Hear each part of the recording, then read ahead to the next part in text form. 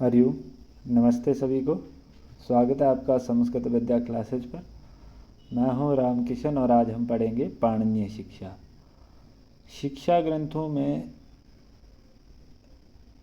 महत्वपूर्ण ये शिक्षा ग्रंथ पाणिनीय शिक्षा, पाणिनि विरचित 6 वेदांगों में शिक्षा, व्याकरण, निरुक्त, छंद, कल्प, ज्योतिष,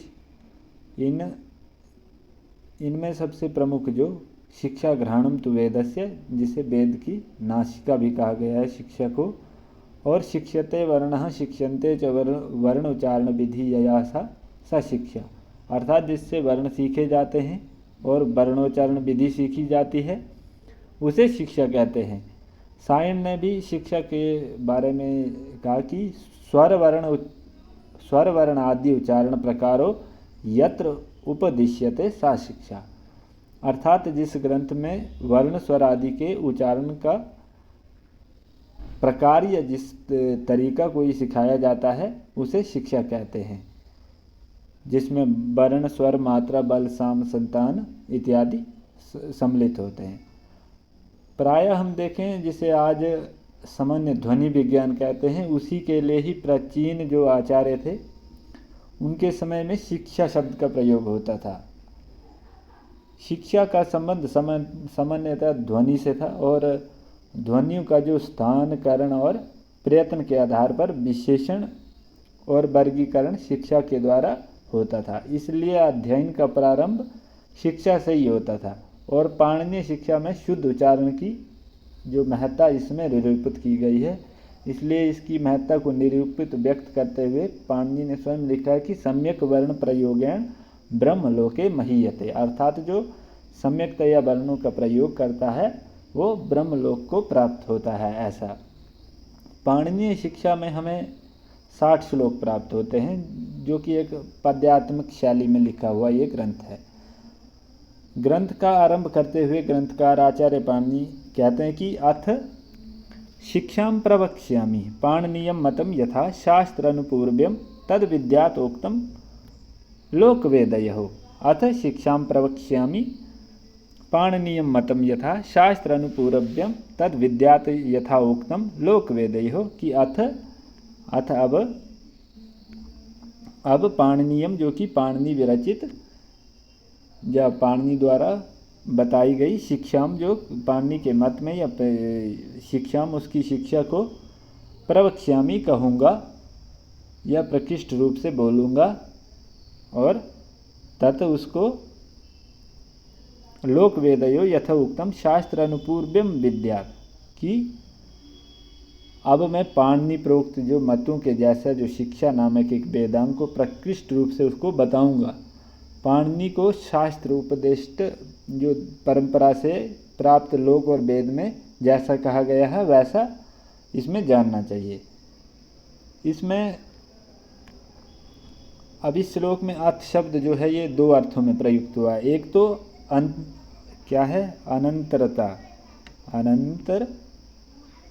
और दूसरा मंगलाचरण के अर्थ में, मंगलाचरण के अर्थ में इसका प्रयोग हुआ है।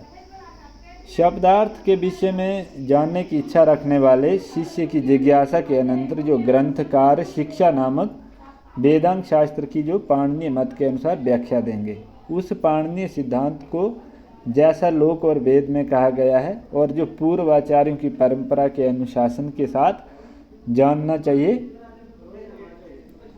यह आशय यह है कि लोक में भी परंपरा से प्राप्त शास्त्र का आधार लिए बिना जो साधु शब्दों का उच्चारण तथा अपशब्दों का निराकार संभव नहीं है। इसलिए इस पाणिनीय जो कि एक शिक्षा ग्रंथ का इसका जो लेखन हुआ है। आगे कह रहे हैं कि प्रसिद्धम अपि शब्दार्थ विज्ञातम अबुद्धिभिः पुनर्व्यक्ति करिष्यामि वाच उच्चारण विधे, कि प्रसिद्धम अपि शब्दार्थम विज्ञातम अबुद्धिभिः पुनर्व्यक्ति करिष्यामि वाच उच्चारण विधे, कि जो अबुद्धिभिः अर्थात जो विद्वान नहीं है, कि जो शब्दों के उच्चारण को उसकी विधि जो प्रसिद्ध होने पर भी जो कि प्रसिद्धम अपि जो कि प्रसिद्ध है ऐसी विधि को भी जो नहीं जानते हैं, जो बुद्धिहीन है, जो या जो अल्प बुद्धि हैं, जो शब्दों के उच्चारण स्थान को अच्छी तरह से नहीं जानते हैं, इसलिए वर्णों की उच्चारण की विधि को फिर से व्यक्त करूंगा, उन्हें फिर से मैं बताऊंगा।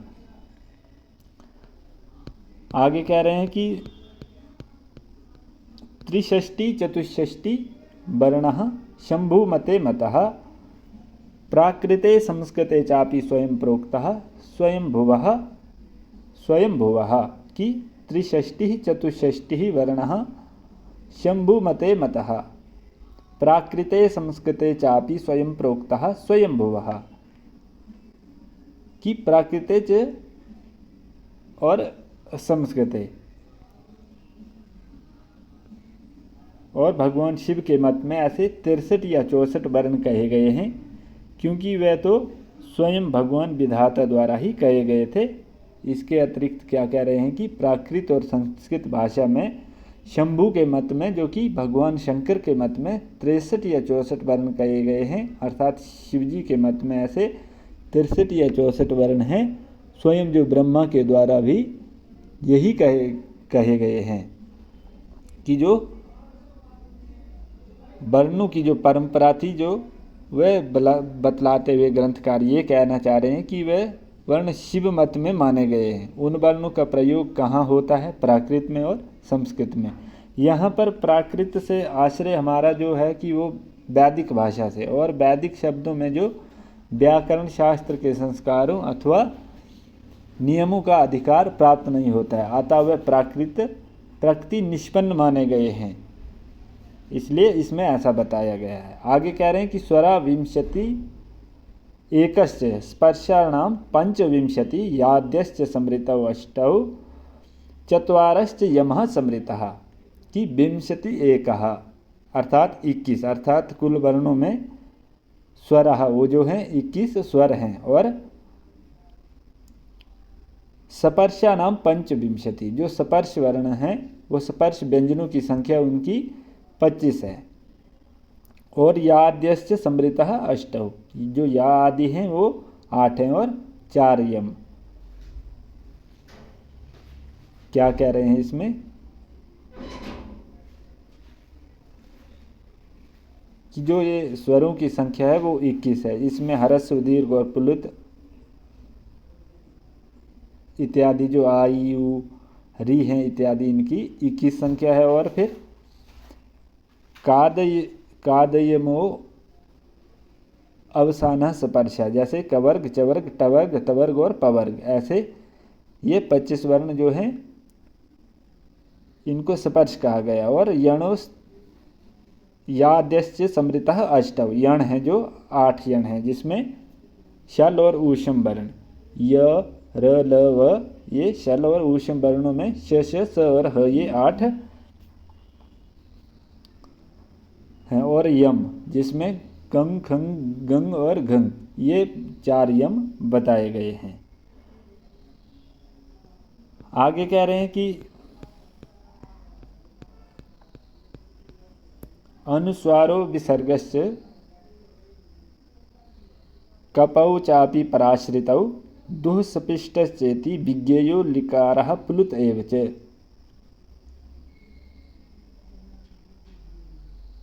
कि अनुस्वारो विसर्गश्च कपौ चापि पराश्रितौ दुःस्पृष्टेति विज्ञेयो लिकारः प्लुत एव च।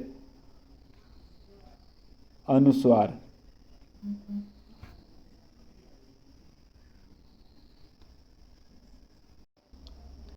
अनुस्वार जो स्वर के बाद जो चिन्ह अनुस्वार कहलाता है, जो हमेशा स्वर के अनंतर होता है, और विसर्ग जो विसृज्यते वाक्यमन्यनिति विसर्गः अर्थात जिसके द्वारा वाक्य की विशेष रूप से जो सर्जना की जाती है उसे विसर्ग कहते हैं, या जो श श स आदि आदेश रूप में विविधता को सर्जना जिसकी करता है उसे ही विसर्ग कहते हैं। और फिर जीवा मूल्य जो कि ककार और खकार से पूर्व अगर कोई अर्ध विसर्ग सदृश ध्वनि जीवा मूल्य कहलाती है, और फिर उपापधमान्य उपधमान्य ये प और फ आदि जो प्रागर्ध विसर्ग सदिशा उपधमान्य कि जो पकार और फकार से पूर्व कोई अर्ध विसर्ग सदृश ध्वनि होती है तो उसे उपधमान्य कहते हैं। और दुष्पृष्ट जो दो स्वरों के बीच में आए डकार का उच्चारण लकार और ढकार का उच्चारण लहकार ऐसा होता है तो उसे दुष्पृष्ट कहते हैं। जैसे हमें ऋग्वेद इत्यादि के मंत्रों में अग्नि मिले प्रोहितम इत्यादि में अब ईड़े की जगह इले हो जाता है, तो यहाँ पर दुष्पृष्ट वर्ण की वजह से यहाँ पर ऐसा प्राप्त होता है कि अनुस्वार विसर्ग बाद में स्थित जेवामूल क तथा उपधमान्य फ तथा दुष्पृष्ट तथा पुलुत लकार पुलुत लकार और इन सभी वर्णों की संख्या कुल मिलाकर 64 समझनी चाहिए। आगे क्या कह रहे हैं कि आत्मा बुद्ध्या समेत अर्थान मनोयुक्ते विवक्षया मना काय अग्निम आहंति सा प्रेरयति मारुतम। कि आत्मा बुद्ध्या समेत अर्थान मनोयुक्ते विवक्षया मना काय अग्निम आहंति सा प्रेरयति मारुतम।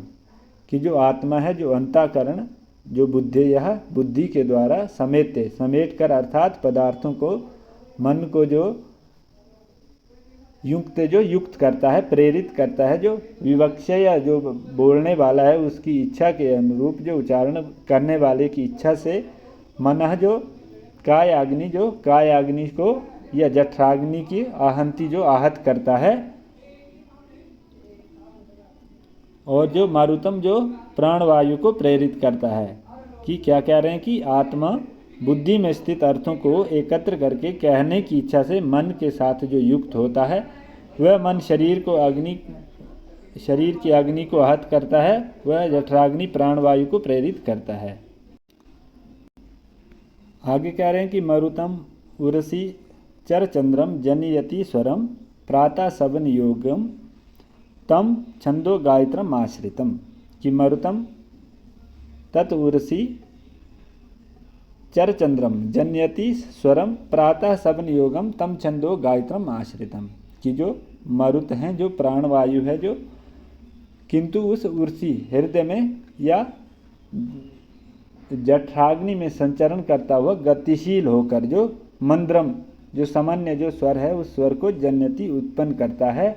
और प्रातः सवन योगम जो प्रातः सवन कर्म, और तम उस प्रसिद्धि को जो छंदो गायत्रम जो कि गायत्रम आश्रितम जो गायत्री नामक छंद से युक्त होता है। कि जो काय अग्नि से प्रेरित है, जो मरुत अर्थात प्राणवायु, और स्थल जो अर्थात फेफड़ों से गतिशील या जठराग्नि से उत्पन्न होकर संचरण करता हुआ उसी मंत्र जो सामान्य गंभीर स्वर में ध्वनि को उत्पन्न करता हुआ प्रातः सवन कर्म के साधना के रूपी मंत्रों के जो उपयोगी वो गायत्री नामक छंद से युक्त होता है। ऐसा आगे कह रहे हैं कि कंठे मध्यंदिन युगम मध्यगम त्रेष्टुभ भानुगम तारम तारी सवनम शीर्षण्यम जगता अनुगतम। कि कंठे मध्यंदिन युगम मध्यमम त्रेष्टुभ भानुगम तारम तारी सवनम शीर्षण्यम जगता अनुगम। कि कंठे अर्थात कंठ प्रवेश में मध्यंदिन युगम अर्थात मध्यंदिन सवन कर्म में साधन मंत्र उपयोगी जो मध्यम जो न मंत्र और न तार, उसमें त्रिष्टुभ भागम जो त्रिष्टुभ छंद में रचा गया मंत्र, तारम अर्थात जो कि उच्च स्वर में, तारतीय सवन में, तृतीय सवन अर्थात जो संध्या सवन कर्म साधन मंत्र उपयोगी में शीर्षण्य शिर प्रवेश में संचरित वायु जो जगता अनुगतम जो कि जगती छंद में रचा गया मंत्र। ऐसा कि जो प्राणवायु मरुत कंठ प्रवेश में संचरण करता हुआ त्रिष्टुप छंद में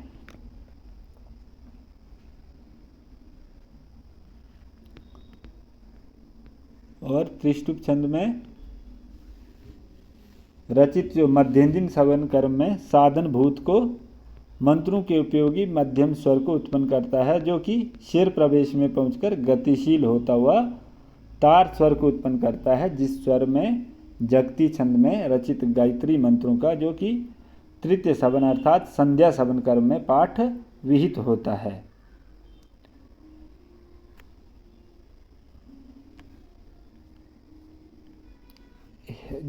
हृदय से लेकर जो मूर्धा तक के विवर को ये 3 भागों में बांटा गया है। उर, कंठ और सिर, जिसमें मद्र स्वर की निष्पत्ति उरोभाग से होती है। उर प्रदेश में विचरण करता हुआ वायु जिस मंद्र स्वर को जन्म देता है वह प्रातः काल के सवन कर्म के उपयुक्त होता है। और जिस प्रकार प्रातः काल में गायत्री छंद का पाठ किया जाता है वैसे ही उच्चारण मंद स्वर का भी वहाँ पर होता है। वही वायु जब कंठ प्रदेश में विचरण करता है तो उसमें मंद्र स्वर और तार के मध्य में वर्ती मध्य स्वर में को उसको जो मध्य स्वर को जन्म देता है। और यही मध्य स्वर मध्य दिन जो कि दिन के समय में मध्याह्न काल में सवन कर्म से उपयुक्त होकर और इसका उच्चारण त्रिष्टुप छंद के गान जैसा होता है। और फिर कहते हैं कि पुनः एक जो वायु विवर में प्रविष्ट होकर शिरोभाग से जन्म लेने वाले तार स्वर को जन्म देता है। ये तार स्वर जो सायंकालीन सवन कर्म के उपयुक्त तथा जगती छंद के समान उच्चारण वाला होता है। आगे कह रहे हैं कि सुदीर्णो मूर्धन्य अभिहितो वक्त्रम अपाद्य मरुतः वर्णा जन्यन्ते तेषां विभागः पंचधः समृतः। कि सुदीर्णो मूर्धन्य अभिहितो वक्त्रम अपाद्य मरुतः वर्णान जन्यते तेषां विभागः पंचधः समृतः। कि सह जो है वह मरुत प्राणवायु जो कि उदीर्ण ऊर्ध्व ऊपर की ओर प्रेरित होकर जो कि मूर्धा में अभिहित जो कि आघात कर या उसमें टकरा करके वक्त्रम जो कि बोलने वाला है उसके मुख में विवर को जो आपाद्य जो कि प्राप्त करके उन वर्णों को जन्यते उत्पन्न करती है उनका क्या करते हैं उन वर्णों का विभाग ऐसा विभाग करके 5 प्रकारों से उन्हें कहा गया है। कि जो ऊर्ध्व प्रेरित होकर मूर्धा से आघात करके लौटता हुआ वो जो प्राणवायु जो मुख विवर में पहुंचकर वर्णों को उत्पन्न करता है उनका विभाग 5 प्रकार से कहा गया है। वो कौन कौन से 5 विभाग? तो कहते हैं कि स्वरतः, कालतः, स्थानात्, प्रयत्नात्, अनुप्रदानतः इति वर्णविदः प्राहु निपुणम तन्निबोधत। कि स्वरतः, कालतः, स्थानात्, प्रयत्नात्, अनुप्रदानतः इति वर्णविदः प्राहुर निपुणम तन्निबोधत। कि स्वर की दृष्टि से और कालतः काल की दृष्टि से और स्थान की दृष्टि से, प्रयत्न और अनुप्रदान की दृष्टि से। प्रयत्न अर्थात अभ्यंतर प्रयत्न की दृष्टि से और अनुप्रदानात अर्थात बाह्य प्रयत्न की दृष्टि से ये वर्णविद वर्ण वेताओं ने इन्हें 5 प्रकार से बताया है। कि वर्ण वेताओं ने इन वर्णों को स्वर, काल, स्थान, अभ्यंतर प्रयत्न और बाह्य प्रयत्न की दृष्टि से 5 प्रकार से कहा है। उसे स्पष्टता जाना या उन्हें स्पष्टता से जानना चाहिए। आगे कह रहे हैं कि उदातश्च अनुदातश्च स्वरितश्च स्वरस्त्रयः ह्रस्वो दीर्घः प्लुतः इति कालतो नियमो अचि। उदातश्च अनुदातश्च स्वरितश्च स्वरः त्रयः ह्रस्वो दीर्घः प्लुतः इति कालतो नियमः अचि। कि उदात और अनुदात स्वरित ये 3 स्वर है। ह्रस्व, दीर्घ, प्लुत ये नियम काल से अचि। कि ये जो उदात, अनुदात और ये स्वरित ये 3 स्वर और ह्रस्व, दीर्घ और प्लुत ये 3 नियम काल की दृष्टि से आज के विषय में कहे गए हैं। आगे क्या कह रहे हैं कि उदाते निषाद गंधारा अनुदात ऋषभ धैवतौ स्वरित प्रभः ही एते षडज मध्यम पंचमः। कि उदाते अर्थात उदात स्वर में और अनुदाते अनुदात स्वर में ऋषभ धैवतौ, ऋषभ और धैवत ये 2 स्वर। और फिर स्वरित प्रभा स्वरित से उत्पन्न षडज मध्यम पंचमः ही एते ये निषाद गंधारव ये जो संगीत शास्त्र के जो स्वर कहे गए हैं। कि जो उदात में कौन कौन से? निषाद गंधार, अनुदात में ऋषभ और धैवत और स्वरित में षडज और मध्यम पंचम ये 3। अब जो गंधर्ववादी विद्या या जो हम सामवेद में ऐसा कह सकते हैं 7 स्वरों को बताया गया है। जिसमें से हमने अभी जाना कि सारे गामा पाधा निसा, उसमें उन्हीं को इन तीनों में अंतर्भाग इनका कर लिया है। जैसे उदात में इन्होंने निषाद और गंधार जो ये दो स्वर हैं इनको ले लिया, फिर अनुदात में ऋषभ और धैवत को, और स्वरित में षडज मध्यम और पंचम, इन तीनों को स्वरित में ले लिया। आगे कह रहे हैं कि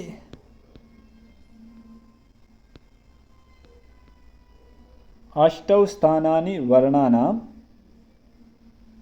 उरः कंठा शिरस्तथा जीवा मूलम च दंतश्च नासिकौ च तालु च, कि अष्टौ स्थानानि वर्णानाम उरः कंठा शिरस्तथा जीवा मूलम च दंतश्च नासिकौ ओष्टौ च तालु च, कि अष्टौ 8 स्थानानि उच्चारण है वर्णों के उर प्रदेश से लेकर कि वर्णों के स्थान जो हैं उर, कंठ, शिर, जीवामूल, दंत, नासिका, ओष्ठ और तालु, ये वर्णों के उच्चारण स्थान हैं।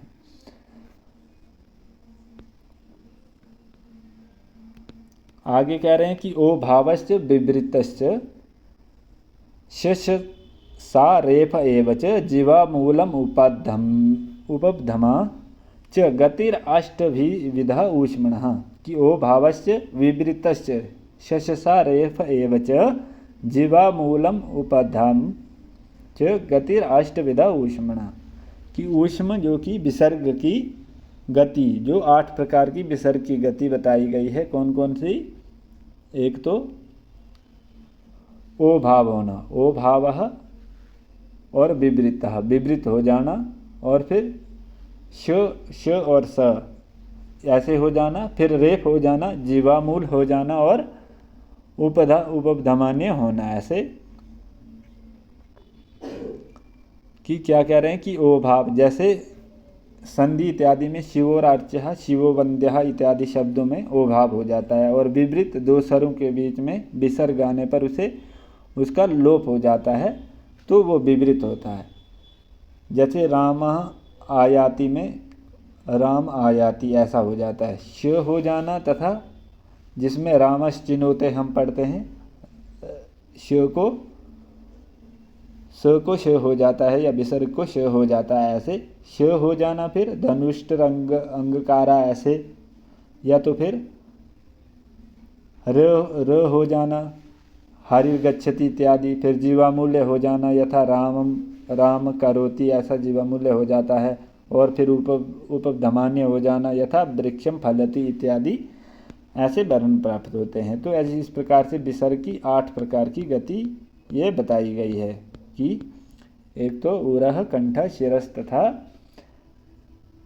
नि ओ भावश्च, एक तो भाव होना, विवृत होना, शशस रेप होना, और जीवामूल उपधमान्य, और ये 8 प्रकार की विसर्ग की गति प्राप्त होती है।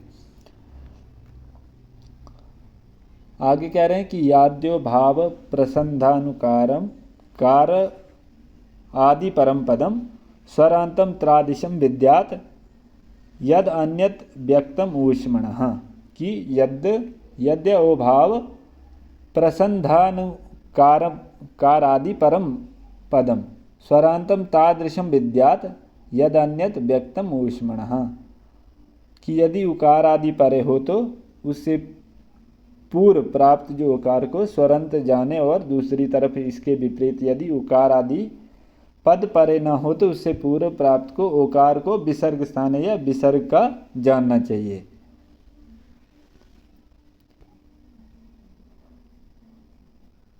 कि यदि उकार आदि में है, किसी वर्ण के आदि पद है और बाद में हो एवं उससे पहले ओकार का प्रयोग हुआ हो, तो उस प्रकार के ओकार को स्वर स्थानिक समझना चाहिए, जबकि इसके विपरीत उकार आदि पद बाद में न रहकर उसके पूर्व ओकार को विसर्ग स्थानिक मानना चाहिए।